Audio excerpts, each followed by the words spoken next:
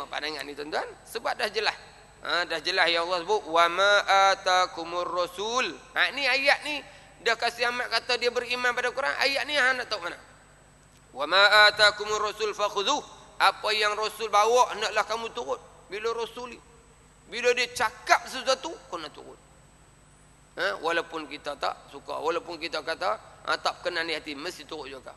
Siapa kita sebut dulu Zainab bila Nabi nak kahwinkan dia dengan Zaid, dia tak setuju. Tapi Allah sebut fala wa rabbika. Tidak beriman kamu sehinggalah kamu setuju dengan apa yang diputuskan oleh Nabi sallallahu alaihi wasallam. Baik. Syirik dari segi uluhiyah berarti kita mesti taat sembah pada Allah semata-mata. Tak boleh taat, tak boleh patuh.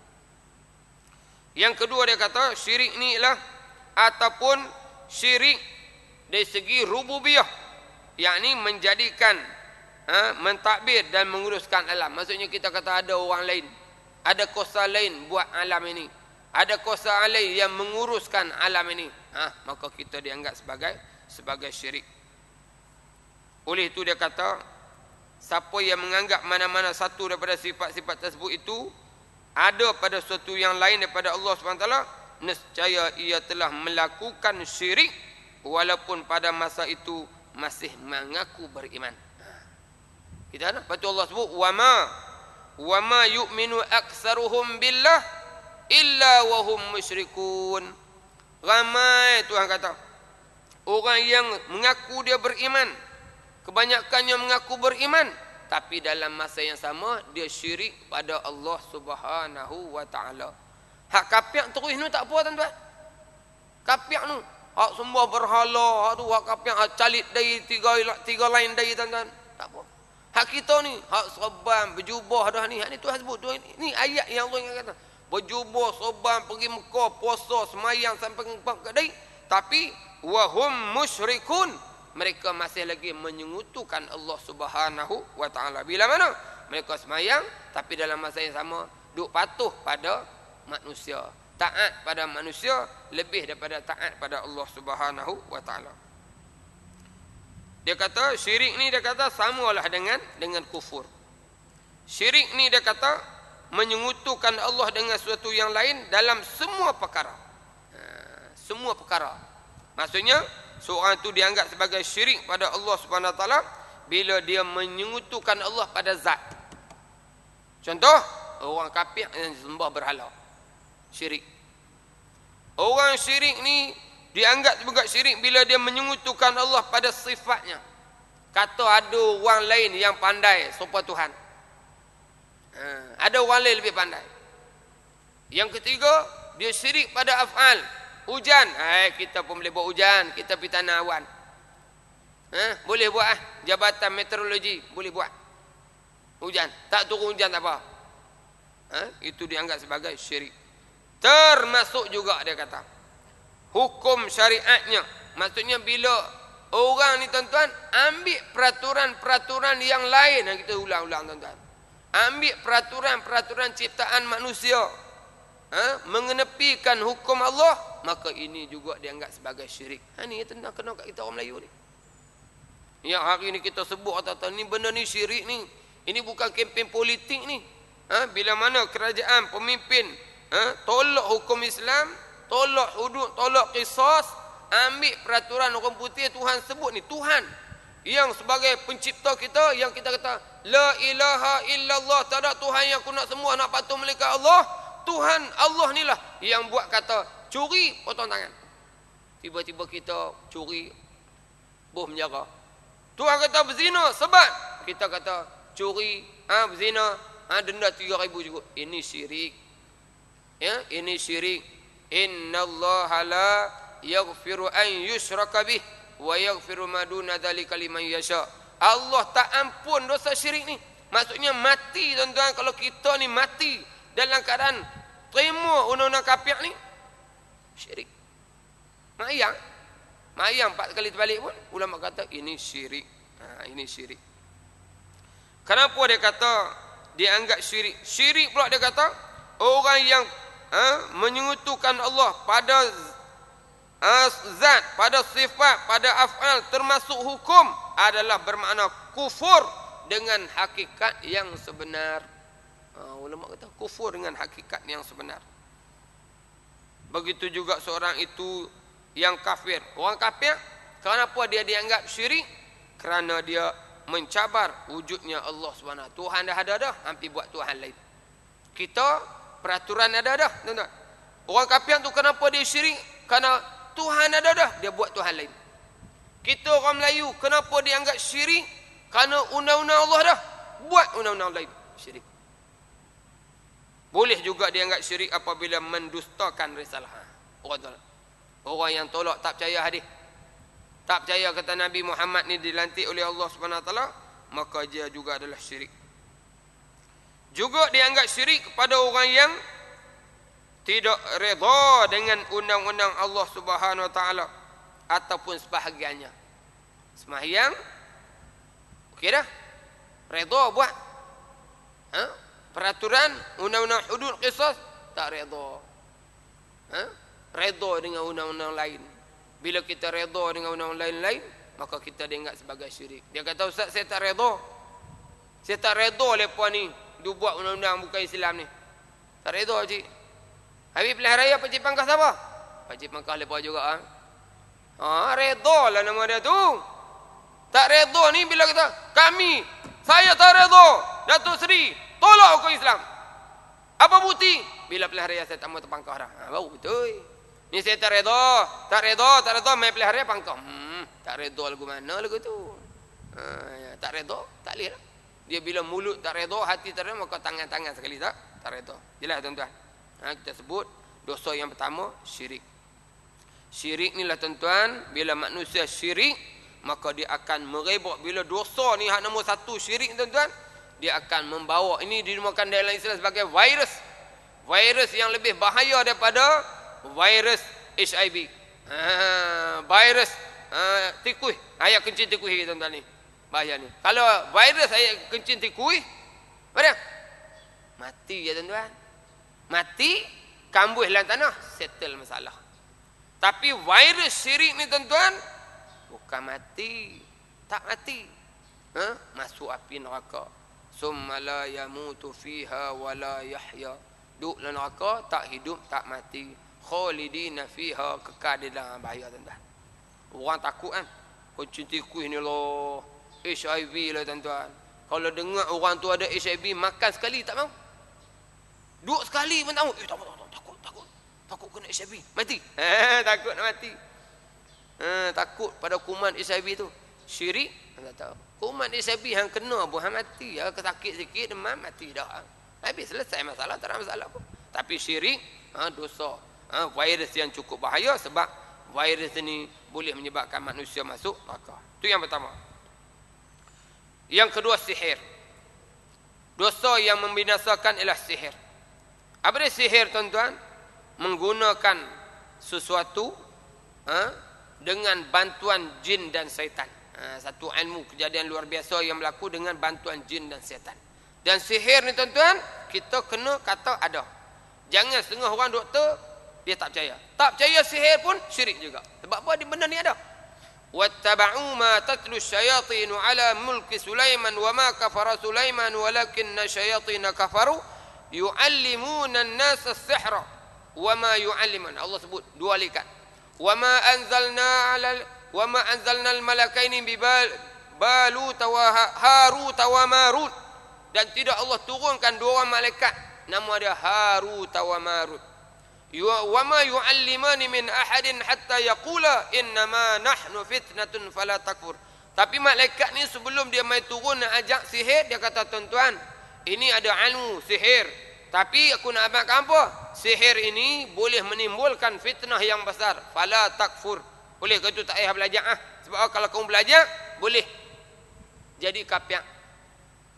Oh, nak juga. Fa ta'allamuna minhuma ma yufarriquna bihi bainal mar'i wa zawjihi. Maka dia pun nak ajaklah. Malaikat ni ajak orang sihir, yang mana sihir ni boleh memisahkan antara suami dan isteri. Wa ma hum bidarrin bihi illa bi idznillah. Tapi sihir ni walaupun belajar, dia tak boleh terjadi melainkan dengan izin Allah. Mungkin orang tak tanya, kalau dah sihir ni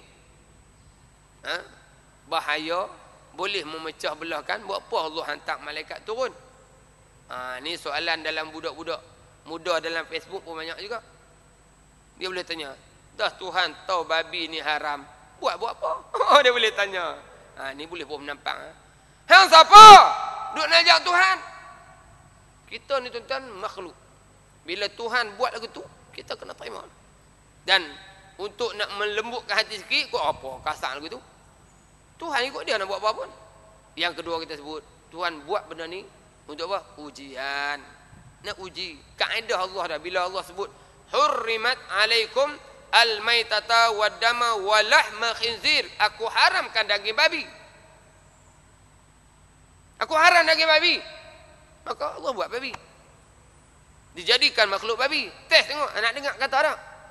Maka kalau kita dengar, berarti kita ni taat pada Allah Subhanahu Wa Taala. Sama sihir. Sihir ni boleh memecah belahkan antara suami. Fala takfur. Jangan kufur. Jangan belajar. Tapi belajar. Kalah. Tewas ujian Allah. Gagal lah. Sebab Allah jadikan manusia liyabluwakum ayyukum ahsanu amala. Allah buat manusia untuk nak uji siapa yang paling baik. Yang kita baca dalam surah Ad-Dahri tadi. Inna khalaqnal insana min nutfatin amsyajin. Kami jadikan manusia daripada nutfah yang dicampur. Apa tujuan? Nabtali. Nak uji. Ni tempat ujian tuan-tuan. Siapa anak-anak kita duduk sekolah? Periksa bukan apa Ustaz ni. Periksa tak ada kali ni. Letih ya. Nak uji. Sekadar mana kamu duduk mengaji ni? Sama tuan. Kita tempat ujian. Tempat ujian. Maka bila ujian, apa hadiah dia? Syurga. Hadiah besar tuan-tuan. Bukan hadiah berim RM650. Hadiah syurga tuan-tuan. Bila hadiah syurga, maka ujian ni ujian. Maka sebab itulah kita kena redha. Lepas tu kalau tak redha, dianggap sebagai syirik. Sihir. Sihir ni tuan-tuan bahaya. Sebab itulah Datuk Seri, Tok Guru kita, Datuk Harundin, dia pernah cadangkan kepada Kementerian Kesihatan, Datuk Pengarah, saya nak cadangkan, terimalah rawatan Islam ini sebagai salah satu daripada rawatan di hospital. Pengarah dia dengan sombong, Ustaz, apalah ada pada ayat sejuk ni? Apalah nilai ayat sejuk yang dijampi puih-puih ni? Tak mau terima tuan-tuan. Dia tak tahu berapa banyak dah orang yang sakit. Bukan setakat sakit santau tuan-tuan, sakit kanser, sakit jantung tuan-tuan, kencing manis, hanya menggunakan air yang dibaca oleh Quran. Wa nunazzilu minal kitab ma huwa shifaa'un linnas. Wa nunazzilu minal Quran huwa shifaa'un linnas. Quran turunkan Quran ni dia menjadi syifa. Baca syifa. Doktor dia guna ubat, dia guna bedah, itu ikhtiar dia. Adakah dengan bedah dengan ubat ni menyembuhkan? Tak. Yang menyembuhkan Syafi. Siapa dia Syafi? Yani Allah. Hak lain guna ayat bacakan adalah sebagai ikhtiar kita. Tak terima. Tak terima tuan-tuan. Kerajaan, Kementerian Kesihatan masih lagi bila macam mana? Pakcik makan ubat ni. Tapi pakcik, ubat ni tak boleh hilang sakit. Hanya boleh bertahan, betul tak? Makan sekali bersebek tuan-tuan, pakcik. Makan. Darah tinggi, pakcik nak ubat. Tapi ubat ni hanya boleh bertahan saja, pakcik. Tak boleh lekah. Jantung, pakcik nak ubat jantung. Sahabat nak kena koma 3 malam. 3 hari koma tuan-tuan. Habis sedap pada koma, doktor bagi ubat. Ustaz, ni ubat. Balik makan ubat ni hanya untuk tahan, tapi dia ada side effect. Dia akan serang attack buah pinggang pula. Attack buah pinggang. Ubat kecil manis juga attack buah pinggang. Ubat buah pinggang attack jantung. Itu penyakit 3 serangkai. Memang ubat ni tuan-tuan yang direka oleh Yahudi untuk dia menega. Kalau dia buat ubat yang boleh melegakan, bila dia nak kaya? Kan? Buat ubat, makan sudah lega. Rugi kita. Buat ubat menyebabkan dia boleh tahan saja, dia akan terus beli ubat. Kita memang kita anggap free tuan-tuan. Tapi ubat kerajaan beli beratus juta setahun. Maka ubat ni okey, serang buah pinggang, beli ubat buah pinggang lah. Maka buah pinggang, serang jantung, makan. Menyebabkan sahabat nak balik tuan-tuan, terus dia berbekam. Bekam ni sunnah Nabi, amalan Nabi. Bekam, terus sihat sampai sekarang. Ubat lempak tuan. Orang tak terima tuan-tuan. Begitulah kita cadang Dr. Renin terangkan supaya KDN, Kementerian Dalam Negeri terima sihir adalah salah satu daripada kaedah membunuh yang boleh dihukum. Hari ini tuan-tuan orang bunuh dengan pistol, bunuh dengan senjata, itu saja yang disabitkan kesalahan membunuh.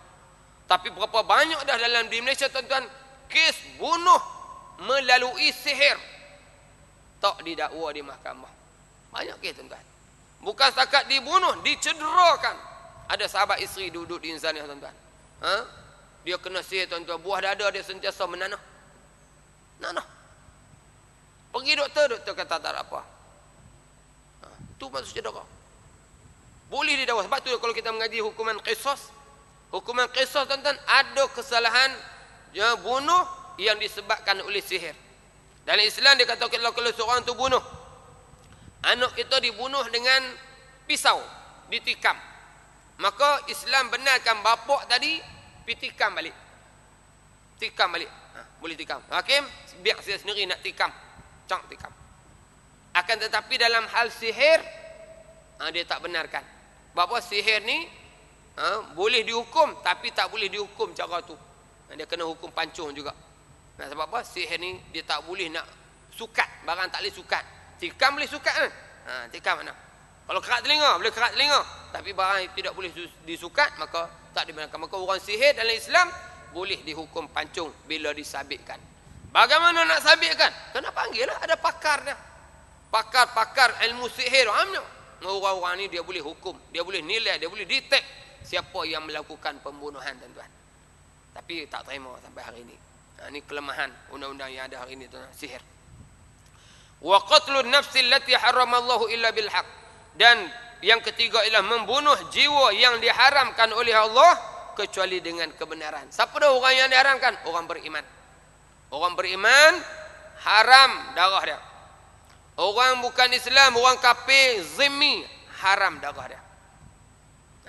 Maka haram darah. Illa bil haq, kecuali yang benar. Siapa yang halal darah? Orang kafir harbi yang memerangi kita.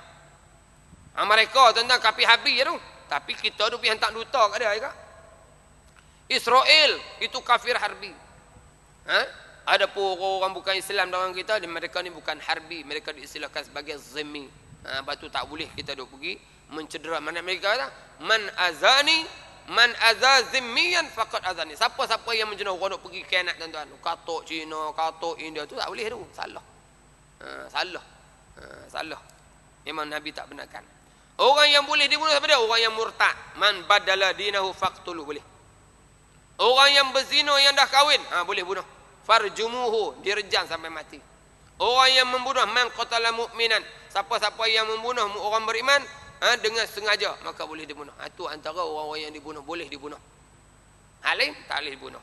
Kalau bunuh juga, maka hukumnya berdosa. Man qatala mu'minan muta'ammidan fajaza'uhu jahannam khalidina fiha. Siapa-siapa yang membunuh orang beriman dengan sengaja, maka hukumannya adalah neraka. Dia akan dihukum dalam neraka, kekal di dalamnya. Hukuman bunuh dalam Islam bawah sikit daripada dosa syirik, besar dosa dia. Patutlah kita tuan-tuan nak kepada hukum Islam. Hukum Islam, orang membunuh dikenakan hukuman qisas. Maksudnya bila berlaku satu pembunuhan, orang membunuh tadi tuan-tuan akan dihukum balas pancung.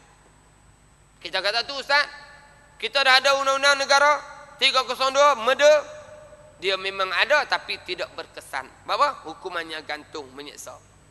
Orang tak takut. Apa? Digantung dalam penjara senyap-senyap pukul 5 pagi, siapa pun tak tahu. Balik bungkus habis, tak boleh buka. Siapa nak takut? Tapi dalam Islam dipancung di khalayak ramai. Kepala tergolek, badan kelupuk duduk. Tengok dalam TV3, tengok dalam RTM, semua orang tengok. Nak orang ni mana? Tak orang ni. Yang kedua, orang yang membunuh tuan-tuan, Islam benarkan bapak dia untuk bagi pengampunan. Dia kata, "Mat, anakku hang bunuh. Tak apalah, aku tak mau bunuh balas. Sebab apa, kalau aku bunuh hang pun, anak aku mati dah. Tak boleh hidup balik. Aku ampunkan kamu." Bila bapak ni ampun, maka mamak yang bunuh tadi dia kena bayar dia 100 ekor unta. 1 ekor unta tuan-tuan dibagi 3. 30 ekor unta hiqqah, unta yang umur 3 tahun.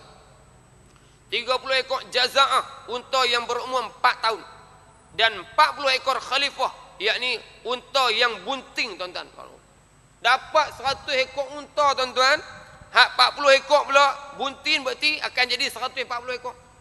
140 ekor unta. Tak nampak ah. 140 ekor kebau tuan-tuan. Kita ada 140 ekor kebau nah. Oh, kaya lah. Duk mana Taman Sejati? Tak payah duk ah, jual 10 ekor pergi beli tanah. 10 ekor 50,000 lah. Pergi beli tanah mana-mana, pindah. Rumah di Taman Sejati ni sewa orang. Pergi duduk di mana? Kampung-kampung belah bawah. Berjutawan.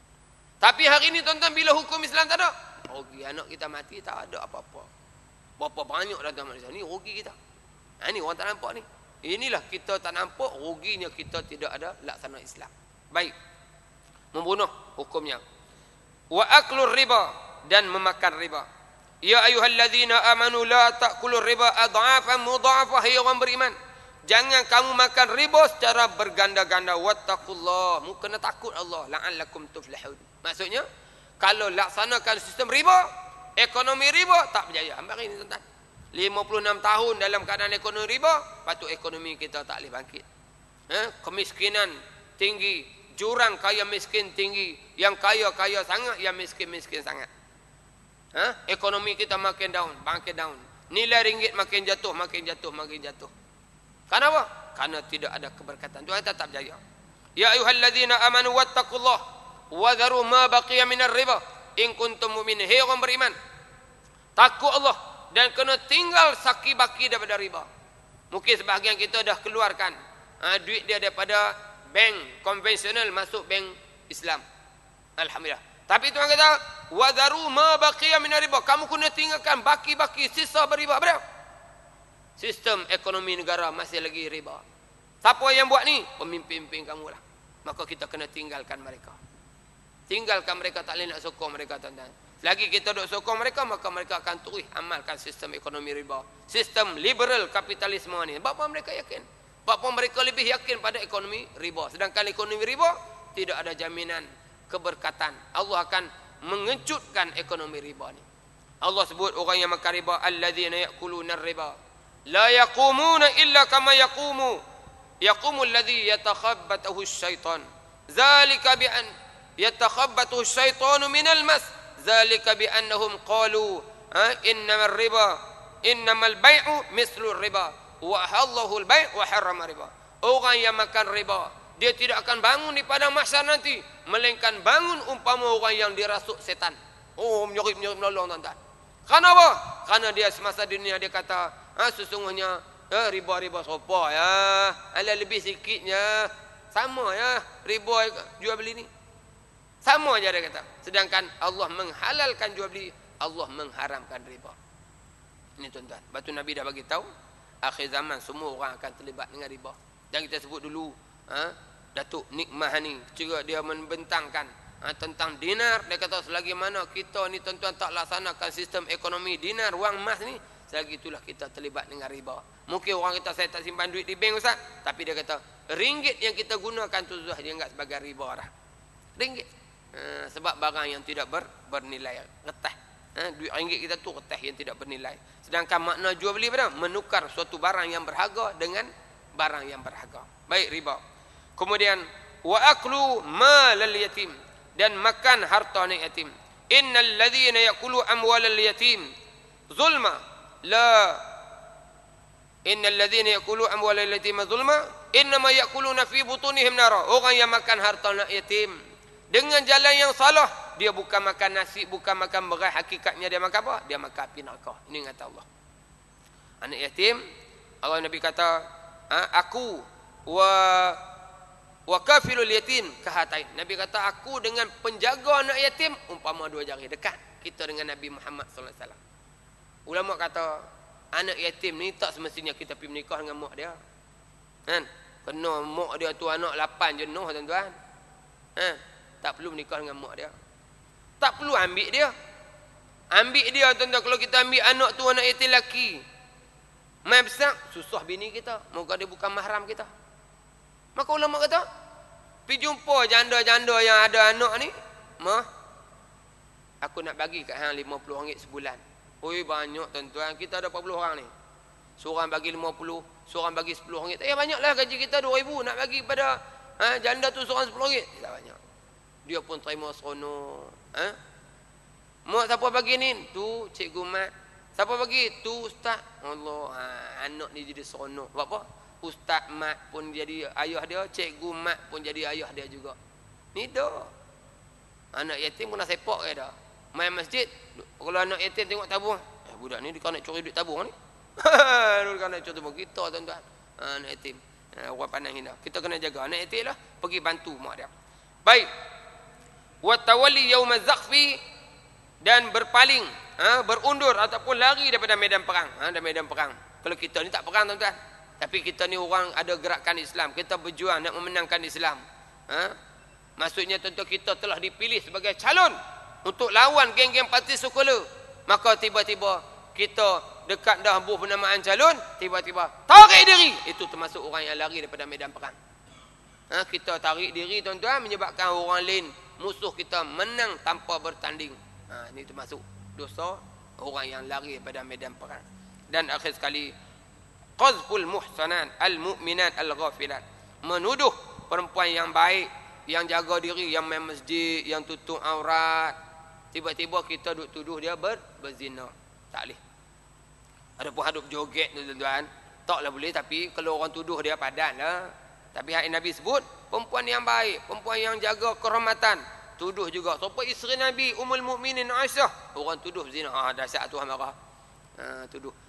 Kaedah Islam, nak tuduh mesti dibawa 4 bukti. Walladzina yarmuna al-muhsanat thumma lam ya'tu bi arba'ati syuhada fajliduhum 80 jaldatan wa la taqbalu lahum syahadatan abada ulaikumul fasiqun.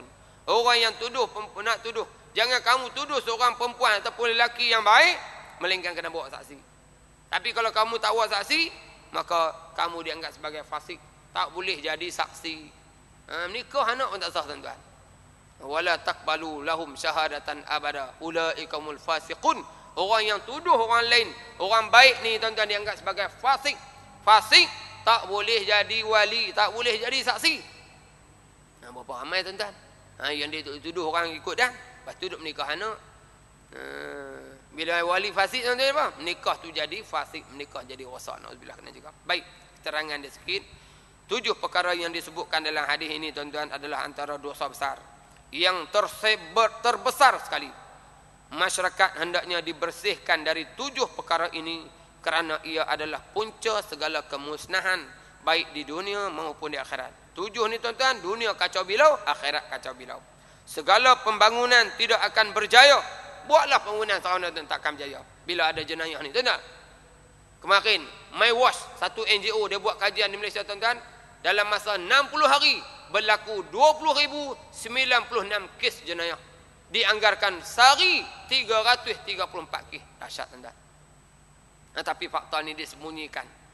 Dia marah pada pihak polis. Kenapa sembunyikan fakta ni? Kami buat kajian, kes jenayah sehari 334 jenayah. Bila jenayah, tuan-tuan, kita buat gedung perniagaan, nega, mai orang rompok samun, Allah. Kita bina rumah kaya, bahagia, mai orang rompok tetok tekop mana. Baru ni Tok Imam, tuan-tuan. Kena pergi samun. Duit dia 12,000. Duit masjid 8,000. Tok Imam balik duit masjid apa? Tok Imam ni duk ugut ada seorang sahabat ana, tapi semayang di masjid dia. Dia kata, aku nak report pejabat agama, tak main semayang masjid aku.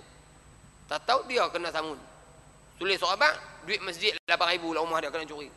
Anak besar macam tu, pakcik, kalau dia ugut masjid lagi, pergi bang, aku nak report SPRM, kerana simpan duit di rumah. Tok Imam tak boleh simpan duit. Bendahari pun tak boleh simpan duit, kecuali yang diputuskan mesyuarat. Contoh, kita mesyuarat, bendahari boleh simpan duit, PT cash 3,000, 3,000 saja. Pergi cek-cek bendahari ada 5,000, boleh saya buat talah. 8,000 kena curi pula. Tak boleh simpan duit, tuan-tuan. Maksudnya kita gagal, tuan-tuan, tak boleh. Orang nak berjaya, jadi lama-lama tu orang jadi semangat. Patah semangat nak cari duit apa? Kenapa?